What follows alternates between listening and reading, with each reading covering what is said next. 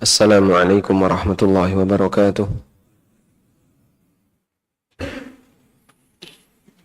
Alhamdulillahi rabbil alamin. Wassalatu wassalamu ala ashrafil mursalin. Nabiina wa maulana Muhammadin wa ala alihi wa sahbihi ajma'in. Wa ashhadu an la ilaha illallah wahdahu la sharika lah. Wa ashhadu anna Muhammadan abduhu wa rasuluh. Sallallahu alaihi wa ala alihi wa sahbihi. Wa man tabi'ahum bi ihsanin ila yaumiddin. Alhamdulillah, puji syukur kita haturkan kehadirat Allah Azza wa Jalla. Pagi ini di Masjid Al-Furqan Godean, kembali kita melanjutkan kajian dengan membaca buku Prinsip Hidupku.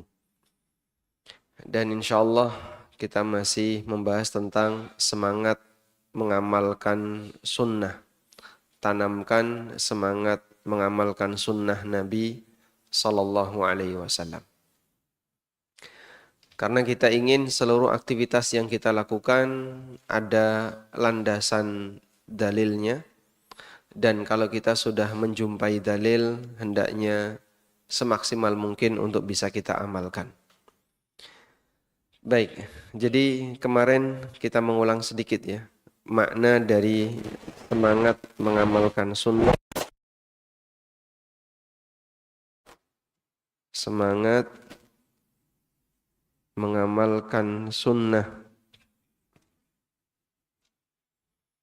Maknanya yang pertama adalah selalu mendasari perbuatan kita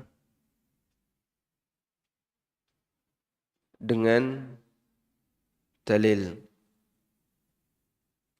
Jadi kalau ada pertanyaan mana dalilnya, itu pertanyaan salah atau gimana? Pertanyaan benar atau salah? Benar. Karena apa salahnya ketika kita ditanya oleh orang lain dengan dalil? Karena ada sebagian orang yang baper kalau ditanya mana dalilnya. Sehingga kita tidak baper kalau dalam urusan agama ditanya mana dalilnya. Sebab agama itu dalil. Kita berusaha untuk selalu mendasari perbuatan kita dengan dalil. Yang kedua, jika sudah tahu dalil, maka kita berusaha untuk mengamalkannya.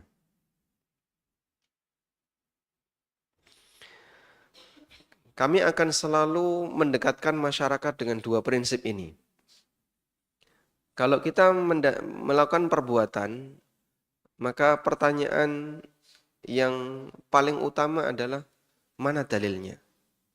Kita selalu dekatkan masyarakat dengan itu, agar mereka mendekat ke dalil.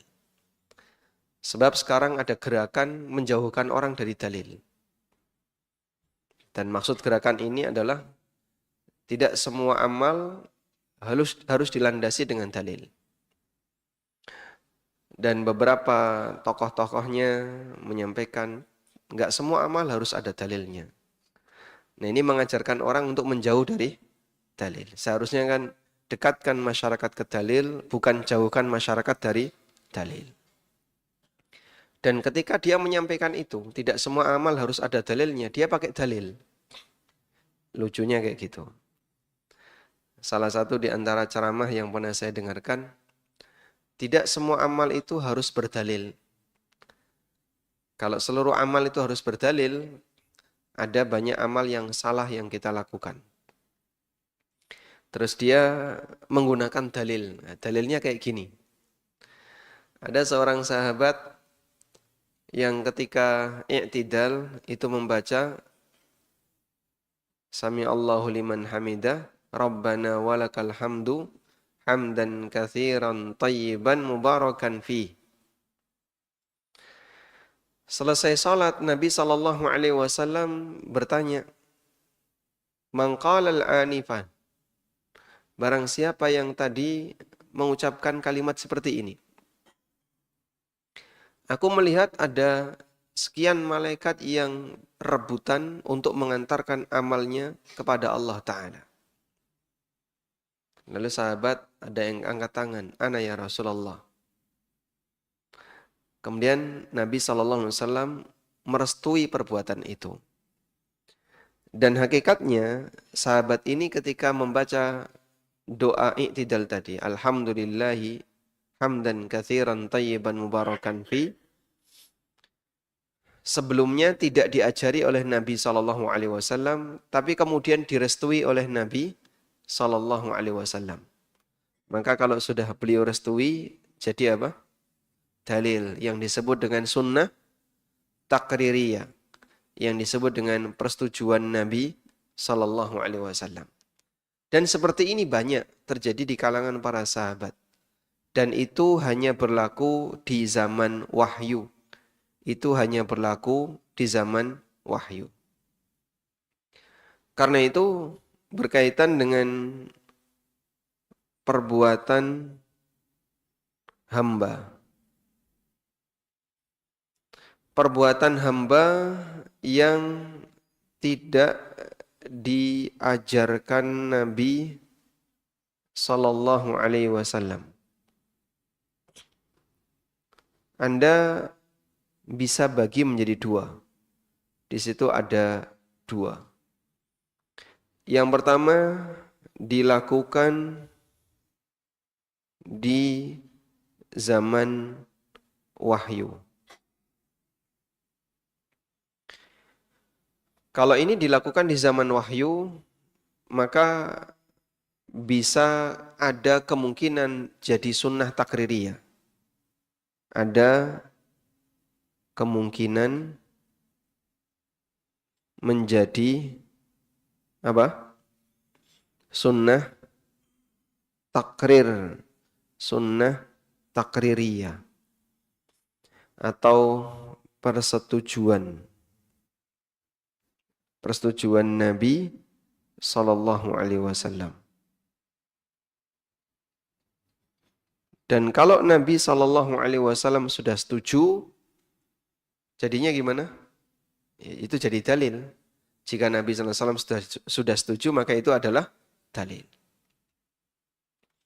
Seperti mimpinya sahabat Abdullah bin Zaid. Sahabat Abdullah bin Zaid bermimpi tentang azan. Lalu disampaikan kepada Rasulullah SAW. Dan beliau setuju. Lalu beliau mengatakan, innaha ru'ya salihah. Sesungguhnya ini adalah mimpi yang benar. Ajarkan kepada Bilal. Fa'innahu andanu sautan minka. Karena Bilal itu lebih lantang suaranya dibandingkan kamu. Kemudian Abdullah bin Zaid mengajarkan azan kepada Bilal. Dan Bilal berazan. Kemudian yang dilakukan di zaman wahyu ada kemungkinan menjadi sunnah takririyah. Karena di situ juga ada kemungkinan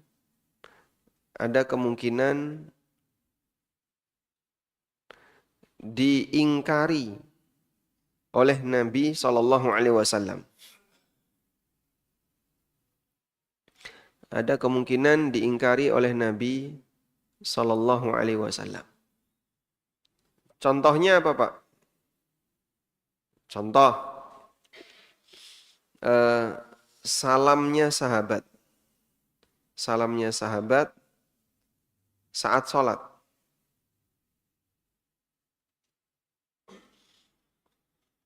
Pada waktu sahabat itu tasyahud, mereka mengucapkan Assalamu ala Allah, Assalamu ala Jibril, Assalamu ala Mikail, Assalamu ala Nabi, Assalamu ala fulan, ala fulan. Jadi mereka nyebutnya kayak gitu. Dulu ya, sebelum diajari cara yang benar. Kemudian Nabi SAW melarang dan beliau mengatakan, La taqulu assalamu ala Allah fa innallaha huwas salam. Kemudian beliau juga mengajarkan, ucapkanlah Assalamu alaika ayyuhan nabi wa rahmatullahi wa barakatuh wa ala ibadillahi as-salihin. Kita memberi salam kepada seluruh hamba Allah yang saleh. Maka kalau kau mengucapkan assalamu ala nabi wa rahmatullahi wa barakatuh wa ala ibadillahi salihin, akan tercakup seluruh hamba yang soleh di langit dan di bumi. Sehingga saat beliau mengajarkan assalamu untuk seluruh hamba Allah yang soleh, tidak perlu nyebut satu-satu. Assalamu ala Jibril, assalamu ala fulan, sampai mereka itu nyebut assalamu ala Abi Bakrin, assalamu ala Umar, assalamu ala fulan. Satu-satu disebut. Lalu diajarkan oleh Nabi SAW kalimat yang ringkas, tapi mencakup semuanya. Keselamatan untuk para hamba Allah yang saleh, dan itu mencakup seluruh hamba Allah yang saleh di langit dan di bumi. Maka saat Bapak Ibu kita salat, kemudian kita membaca assalamu alayka ayyuhan nabiyyu wa rahmatullahi wa barakatuh, assalamu alayna wa ala ibadillahi salihin, berarti kita memberi salam kepada semua orang saleh, termasuk jamaah yang sedang salat di sebelah Anda. Termasuk imam yang saat itu sedang imami kita. Dan di situ ada pengingkaran dari Nabi SAW. Sehingga di zaman wahyu turun, perbuatan sahabat itu tidak 100% disetujui oleh Rasulullah SAW. Ada sebagian perbuatan beliau yang tidak, atau perbuatan sahabat yang tidak disetujui oleh Nabi SAW. Contoh yang lain apa? Contoh yang lain. Perbuatan sahabat yang tidak disetujui oleh Nabi SAW. Misalnya, mereka melakukan puasa wisol. Nabi SAW melarangnya. Nggak boleh puasa wisol. Contoh yang lain. Ada di antara mereka yang mau puasa tiap hari. Saat ada sahabat yang mau puasa tiap hari, dilarang oleh Nabi SAW. Contoh yang lain, tidak mau nikah. Tidak mau nikah karena ibadah. Ini juga dilarang oleh Nabi SAW. Mungkin dalam hadis yang terkenal ya.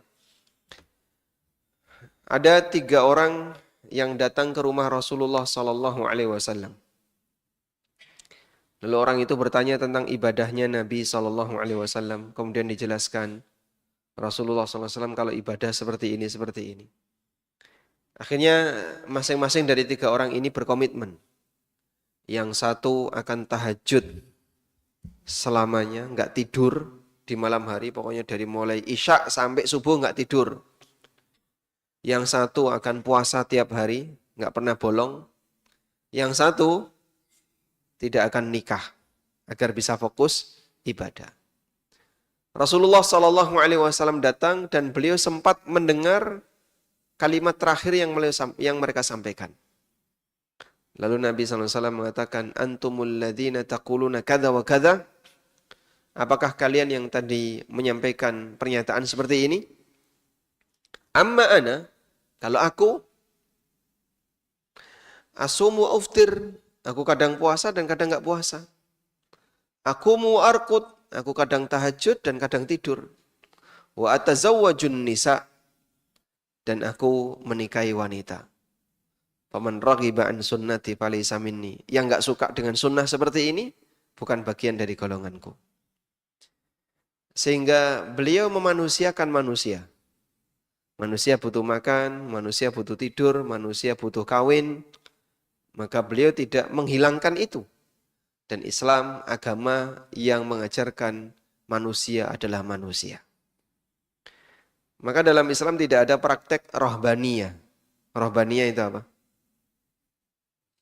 Ya, tidak mau nikah, tidak mau kawin dalam rangka untuk ibadah. Allah sebutkan praktek rohbaniyah itu dilakukan oleh para pendeta Nasrani. Allah Ta'ala berfirman di surat Al-Hadid ayat 27. Thumma qaffayna ala atharihim birusulina Wa qaffayna bi Isa bin Maryam wa atainahul Injil. Kemudian kami iringi setelah generasi mereka birusulina, dengan kami utus rasul-rasul kami. Dan itu terjadi di kalangan Bani Israel. Pasca wafatnya Musa, ada banyak rasul berjejer. Setelah rasul, datang rasul berikutnya, terus seperti itu. Wa qaffayna bi Isa bin Maryam, dan kami ikutkan deretan itu dengan kami utus Isa bin Maryam. Setelah para rasul, terus muncullah Rasul Isa bin Maryam, penghujung nabi di kalangan Bani Israel. Karena setelah Isa tidak ada nabi kecuali Nabi Muhammad sallallahu alaihi wasallam. Sebagaimana yang pernah beliau tegaskan, innahu laisa baini wa bainahu nabi. Tidak ada nabi antara aku dengan beliau. Maka kalau ada ungkapan Nabi Jarjis yang sangat kuat dan itu diutus setelah Nabi Isa, ini enggak benar. Ya. Karena tidak ada nabi setelah Nabi Isa kecuali Nabi Muhammad sallallahu alaihi wasallam. Wa atainahul Injil, dan kami berikan kepada beliau Injil. Wa ja'alna fi qulubil ladzina taba'uhu ra'fatan wa rahmah, dan kami jadikan di hati orang-orang yang mengikuti beliau ra'fatan wa rahmah, rasa kasih sayang. Wa rahbaniyatan ibtada'uha ma katabnaha 'alaihim illa ibtigha'a ridwanillah, dan praktek rahbaniyah ibtada'uha, yang itu merupakan bid'ah yang mereka buat-buat. Dibuat oleh siapa? Oleh pendeta Nasrani. Allah sebut praktek itu sebagai ibtada'uha, praktek bid'ah yang dibuat oleh pendeta Nasrani. Maka kata benaha, kami tidak pernah wajibkan itu alaihim, kepada mereka. Dan tujuannya adalah illa ibtigha'a ridwanillah, dalam rangka mencari ridha Allah. Jadi mereka enggak nikah rahbaniyah, ini artinya apa? Tidak mau nikah. Rahbaniyah artinya tidak mau nikah atau kawin? Hah? Tidak mau nikah, tapi dan praktek rahbaniyah yang mereka buat-buat sendiri, tidak pernah Allah wajibkan, illa ibtigha'a ridwanillah, dalam rangka untuk mencari ridha Allah. Jadi posisi mereka tidak mau nikah ini untuk ibadah. Kemudian Allah katakan, fama ra'auha haqqa ri'ayatiha, bocornya banyak. Bocornya banyak. Sering terjadi pelanggaran. Fama ra'auha haqqa ri'ayatiha, mereka ternyata tidak bisa menjaga dengan penjagaan yang sebenarnya. Sehingga klaimnya enggak mau nikah, tapi bocornya banyak. Dan itu bermula dari pasca Nabi Isa diangkat oleh Allah. Lalu muncul keyakinan semacam ini selama bertahun-tahun, ribuan tahun sampai sekarang. 1400 sampai Nabi SAW, tambah 600, 2000-an tahun lebih. Kurang lebih 2000-an tahun. Dan mereka nggak bisa jaga. Pernyataan itu ada dalam Al-Quran. Wa katsirum minhum fasiqun fa'ataina alladzina amanu minhum ajrahum wa katsirum minhum fasiqun.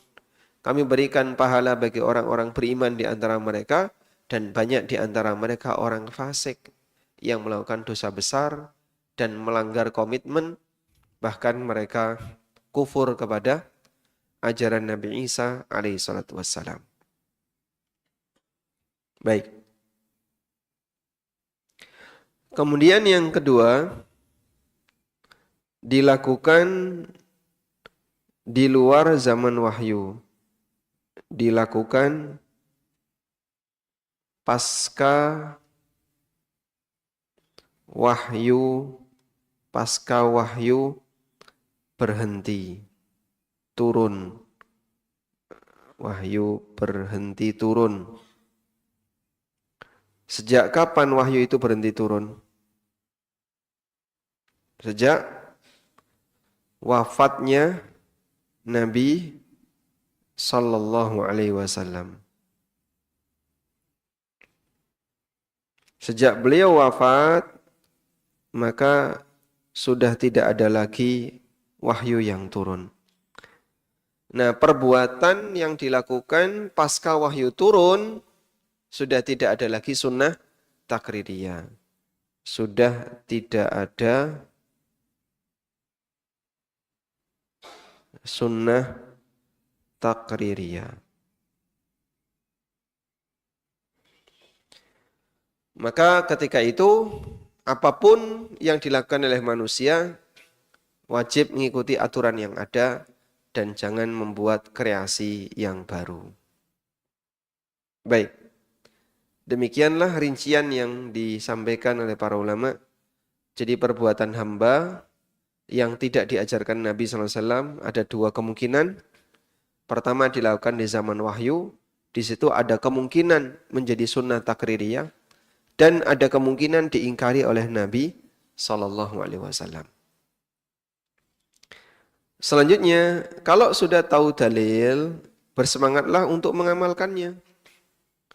Kalau sudah tahu dalil, bersemangatlah untuk mengamalkannya. Baik, sekarang coba kita lihat. Poin ini di buku Prinsip Hidupku. Ketika hendak bersikap, berusahalah untuk mendasarinya dengan dalil. Artinya, jika kita hendak berbuat sesuatu, berfikirlah apakah perbuatan kita memiliki dalil ataukah tidak. Sehingga tidak salah kalau kita ditanya, dalilnya mana? Karena yang namanya perbuatan dalam beragama, itu asalnya adalah dari dalil. Nggak usah sensi kalau ditanya dalilnya mana. Kalau nggak bisa nyebutin gimana Pak? Malu dong. Nah, ya belajar. Sehingga misalnya, sebentar ada dalilnya, tapi lupa. Tak carikan dulu. Nyarinya di mana? Di rumah. Pulang dia. Ya? Ngambil kitab, kemudian dia buka, ini dalilnya. Oh, baik, saya tak ikut. Sehingga malah dia bisa ngajak orang lain untuk ngikut. Tapi kalau nggak ada dalil-dalilmu mana? Wah, jangan tanya kayak gitu. Kamu ini terlalu radikal. Loh, apa salahnya tanya dalil? Kok jadi sensi gitu ya? Sehingga sampai kemudian ketika ditanya dalil, emosi. Itu kan hal yang normal. Itu hal yang normal. Sehingga ketika kita berbuat, lalu ditanya aturan, itu hal yang normal. Sebab yang namanya hidup ini tidak boleh sakarepe dhewe.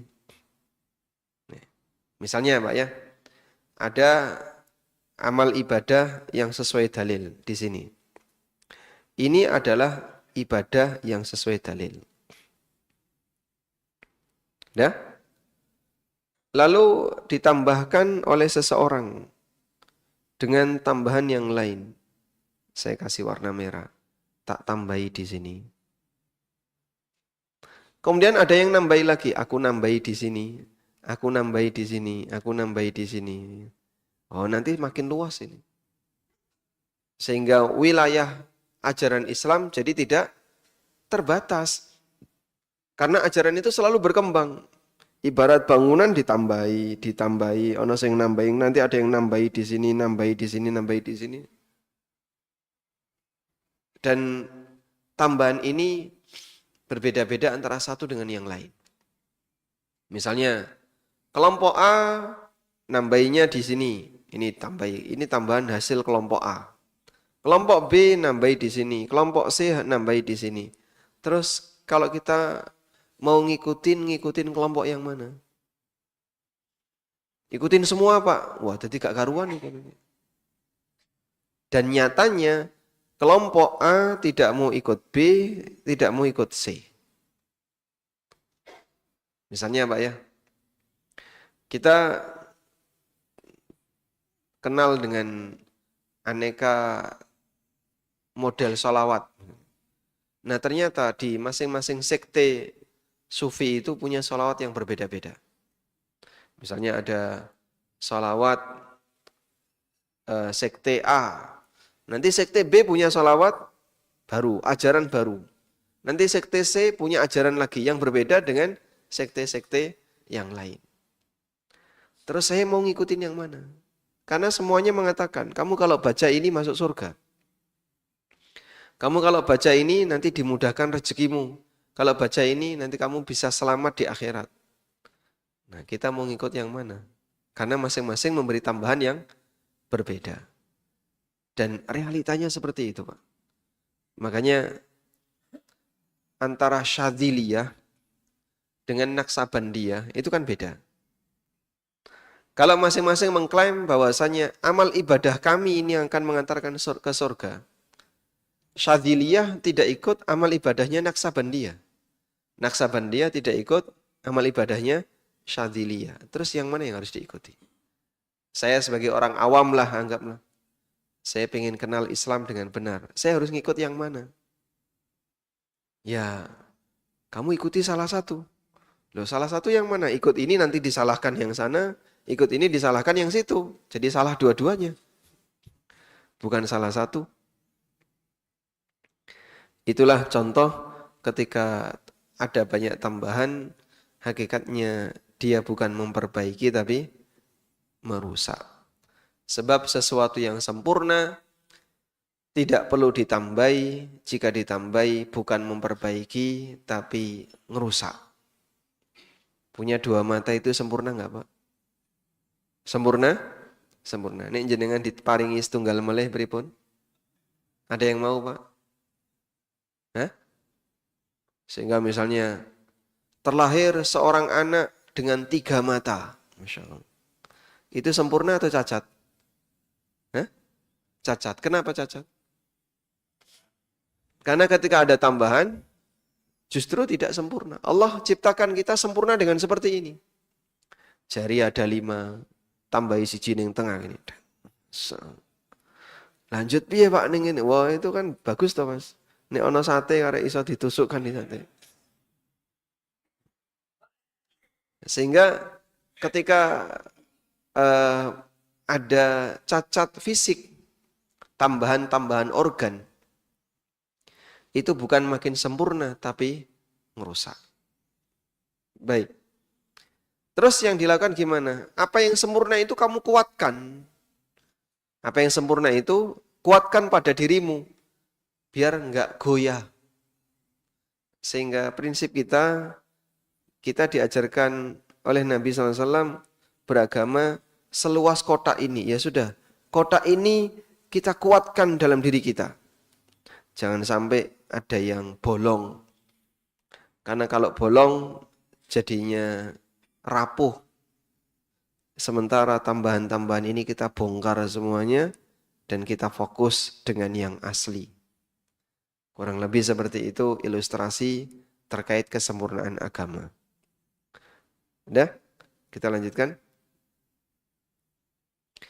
Abu Bakar As-Siddiq radhiyallahu anhu pernah mengatakan, "Lastu tarikan syai'an kana Rasulullah sallallahu alaihi wasallam ya'malu bihi."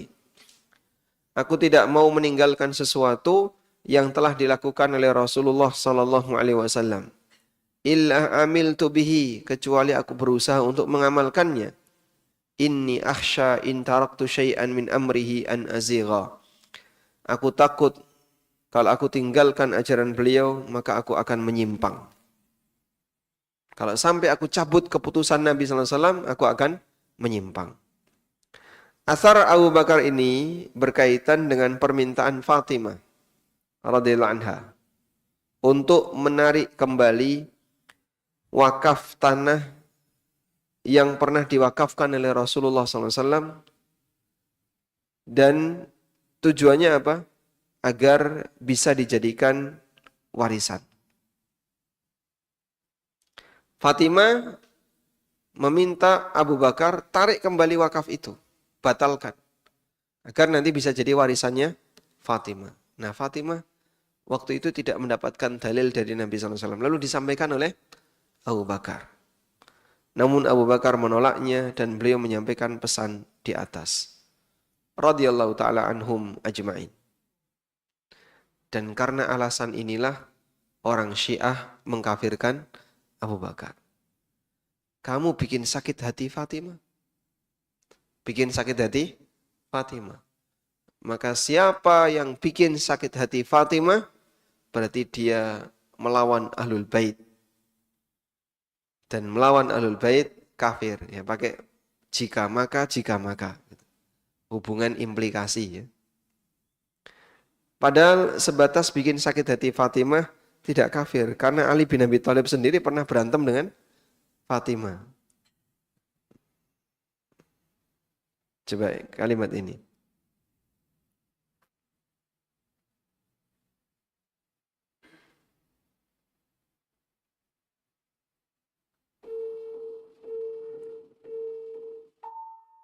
Kum.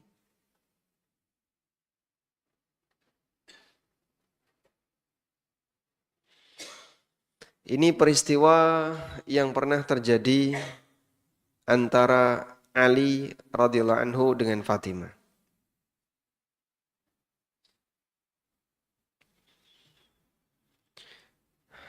Dalam hadis yang ma'ruf yang mungkin Bapak Ibu sudah sering mendengarnya ya. Hadisnya riwayat Bukhari dari sahabat Sahal bin Sa'ad As-Sa'idi. Beliau bercerita, "Maka nali aliyin ismun ahabba ilaihi min Abi Turab." Tidak ada nama yang lebih disukai oleh Ali selain nama Abu Turab. Wa in kana la yafrahu bihi idza du'iya biha. Beliau sangat bahagia kalau dipanggil Abu Turab. Ja'a Rasulullah, ceritanya kayak gini. Kenapa kok dikasih nama Abu Turab? Rasulullah sallallahu alaihi wasallam datang ke rumah Fatimah alaihissalam. Falam yajid Aliyan. Ternyata beliau tidak menjumpai Ali di rumahnya Fatimah. Fil bait. Ali tidak dijumpai di rumah. Faqala, maka Nabi SAW bertanya, Aina ibnu ammik? Di mana putra pamanmu? Maksudnya, suamimu. Di mana suamimu? Putra pamanmu di mana? Qalat, Aisyah bercerita, Kana baini wa bainahu syai'un. Sempat terjadi ketegangan antara aku dengan dia. Faghadabani. Dia membuatku marah. Ali membuat Fatimah marah. Kalau pakai kaedahnya Syiah, siapa yang bikin Fatimah marah kafir, maka Ali kafir. La ilaha illallah. Fakharaja falam yakil indi. Lalu beliau keluar dan beliau tidak tidur siang di sini. Gak tahu tadi terus keluar, ora pamit.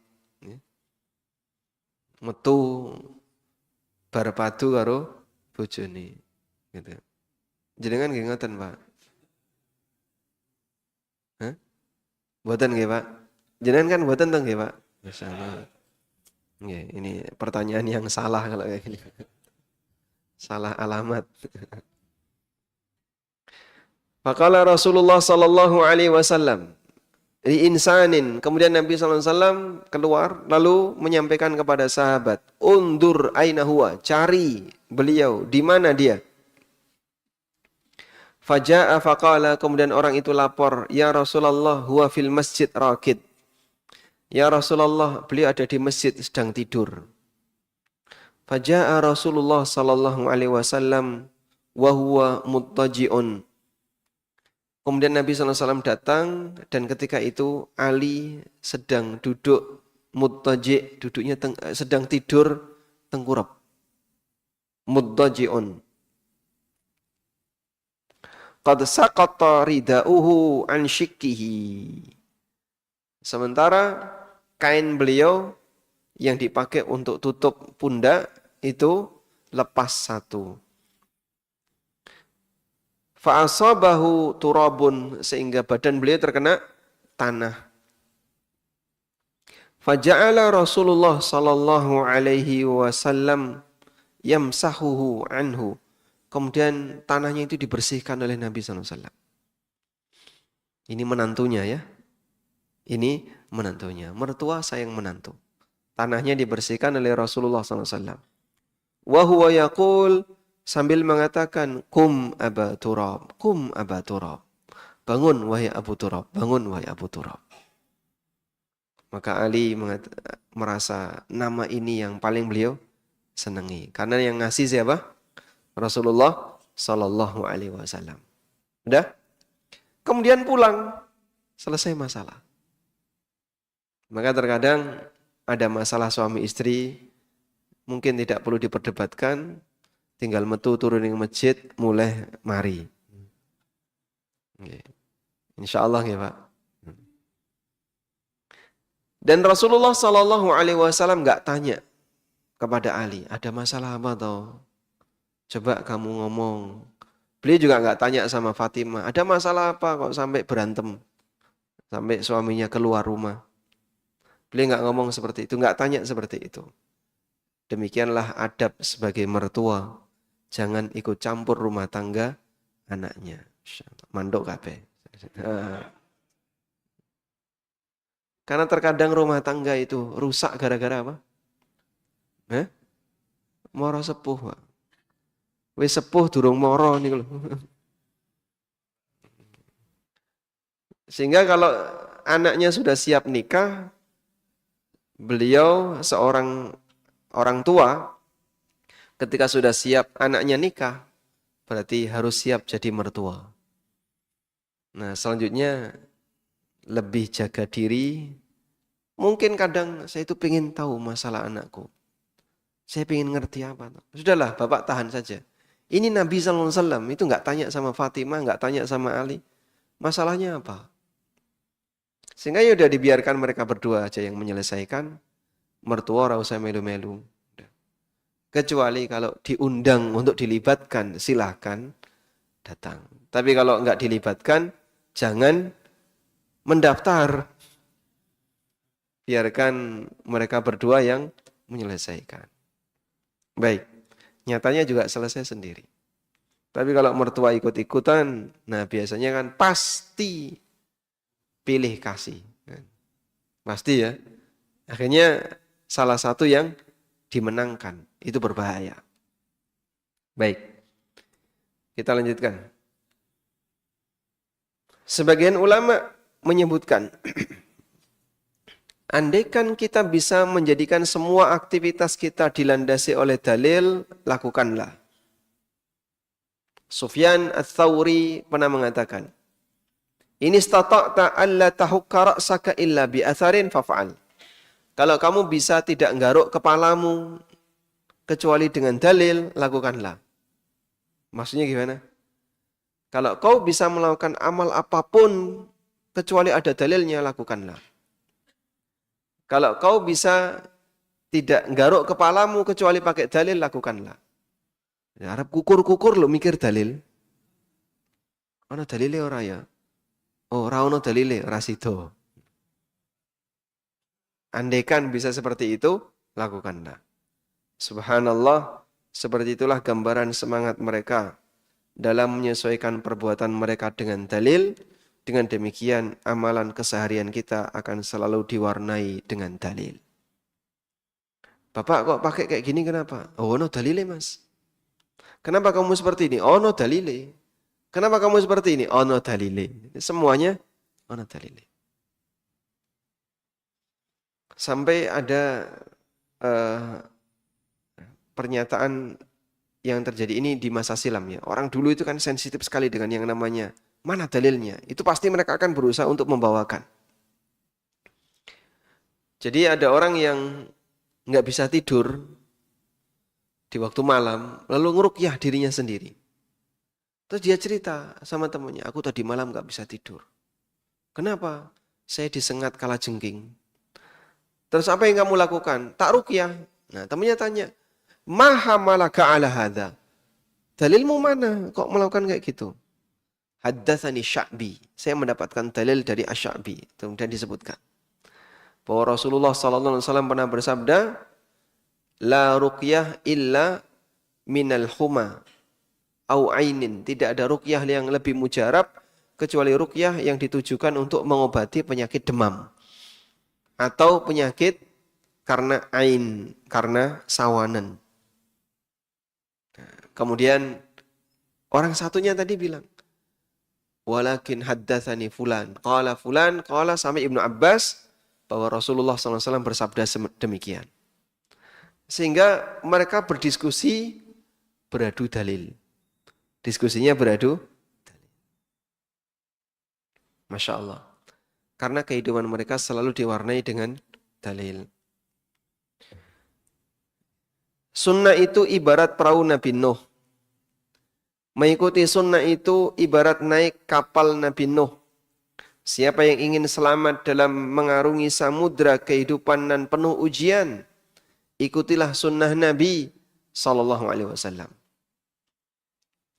Sehingga orang berkeluarga itu seperti naik nahkoda yang penuh dengan, dia akan mengarungi lautan yang penuh dengan ombak, penuh dengan ujian. Ngerti nggih? Maka caranya biar selamat gimana? Ikutilah sunnah. Karena hidup ini penuh dengan ujian yang berombak-ombak. Siapa yang naik kapalnya Nabi Nuh, dia akan selamat. Itulah gambaran yang pernah disampaikan oleh Imam Malik bin Anas. As-sunnatu safinatu Nuhin, man rakibaha naja, wa man takhallafa anha gharaqa. Sunnah itu seperti kapal Nabi Nuh. Siapa yang naik maka dia akan selamat, dan siapa yang ketinggalan maka dia akan tenggelam.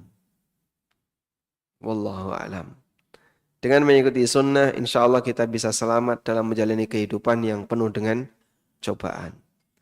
Maka hidup itu ada kadang seneng, ada susah. Ngeten nggih, Pak? Urip kan ngeten nggih? Naik turun grafiknya. Di waktu seneng ngikuti sunnah, di waktu susah ngikuti sunnah. Semua hidup kita iringi dengan sunnah. Allahumma ya muqallibal qulub, tsabbit qulubana ala ta'atik, wa ya musarrifal qulub, sarrif qulubana ala dinik. Wa sallallahu ala nabiyyina Muhammadin wa ala alihi wa sahbihi wa sallam.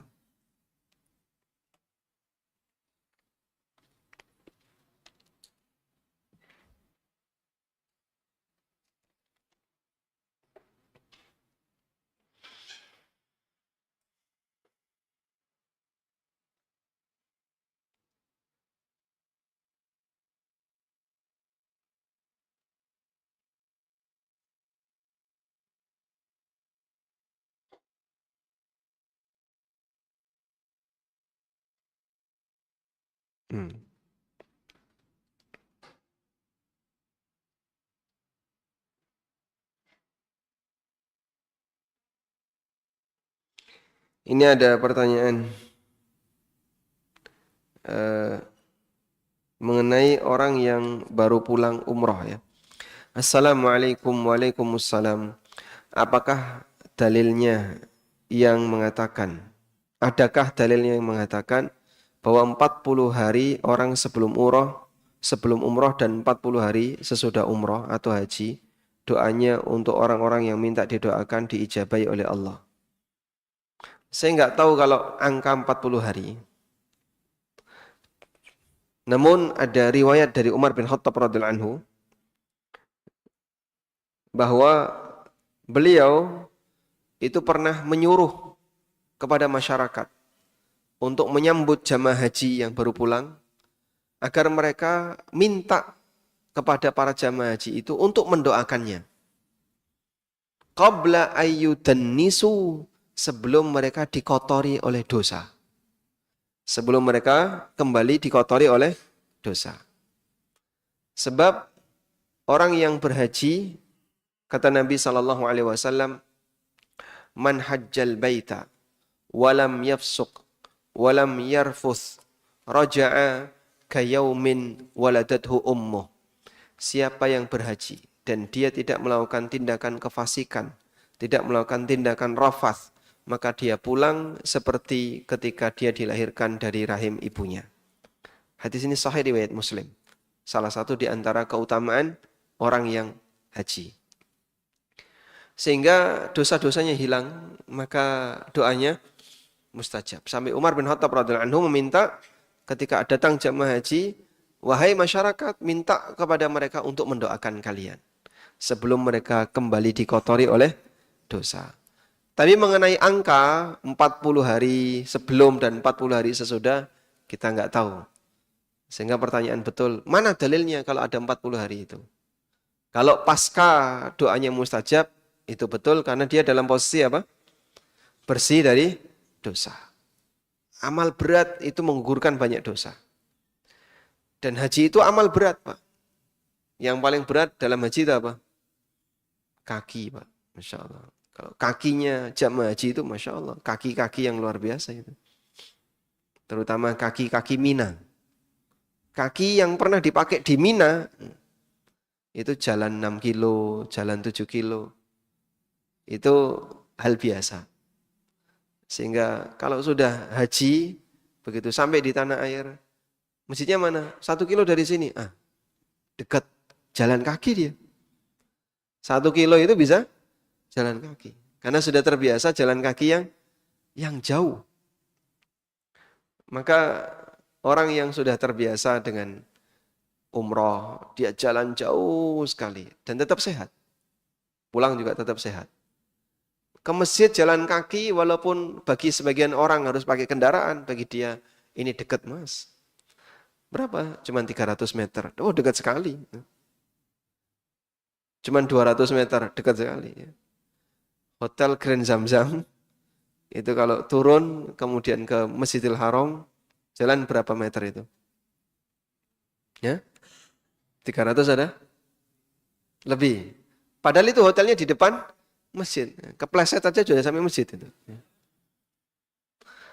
Cuman kan di ujungnya dan dia harus jalan untuk bisa dapat soft di depan. Itu jalan bisa ratusan meter. Padahal itu yang terdekat, apalagi yang agak jauh. Baik. Sehingga doanya orang yang baru pulang haji itu mustajab, itu betul. Kemudian dalil yang lain, Umar pernah minta izin atau pamit kepada Rasulullah SAW untuk umroh.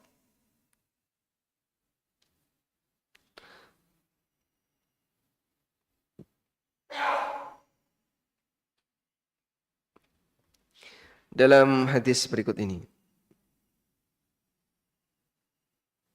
Hadisnya diriwayatkan oleh Abu Dawud, Tirmidzi, Ahmad dan yang lainnya. Umar mengatakan, Ista'dzantun Nabiyya sallallahu alaihi wasallam fil umrah fa'adzina. Aku pernah minta izin kepada Nabi sallallahu alaihi wasallam untuk umrah. Lalu beliau mengizinkan. Pamit ya. Wa qala, kemudian beliau mengatakan, La tansana ya akhi min du'aika. Wahai saudaraku, jangan kau lupakan kami dalam doa-doa baikmu. Faqala kalimatan ma yasurni annali biha dunya. Lalu beliau membisikkan sebuah kalimat. Lebih aku sukai, lebih membuat aku bangga dibandingkan ketika aku memiliki dunia seisinya.